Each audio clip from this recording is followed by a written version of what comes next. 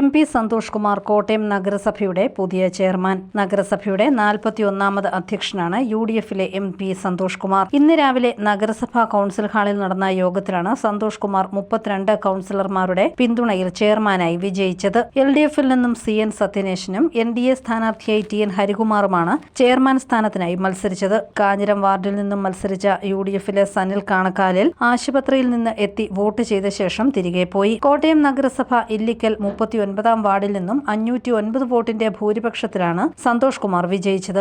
ഇദ്ദേഹത്തിന്റെ 6ാമത്തെ വിജയമാണിത്. 2012 ഡിസംബർ 5 മുതൽ 2 വർഷം മുൻ നഗരസഭയുടെ ചെയർമാനായിരുന്നു സന്തോഷ് കുമാർ. ചെയർമാൻ സ്ഥാനം പങ്കുവയ്ക്കാനും UDFിൽ ധാരണയായിട്ടുണ്ട്. ആദ്യത്തെ 3 വർഷം MP സന്തോഷ് കുമാറും തുടർന്നുള്ള ഓരോ വർഷവും TC റോയിയും ടോം കോര അഞ്ചേരിയിലും ചെയർമാൻമാരാകും. വൈസ് ചെയർപേഴ്സൺ തെരഞ്ഞെടുപ്പ് ഉച്ചകഴിഞ്ഞ് നടന്നു. കോൺഗ്രസിലെ ഷീബ പുന്നൻ വൈസ് ചെയർപേഴ്സണായി തെരഞ്ഞെടുക്കപ്പെട്ടു. അനുഷ കൃഷ്ണൻ, സാലി മാത്യു എന്നിവർ തുടർ വർഷങ്ങളിൽ വൈസ് ചെയർമാൻമാരാകും.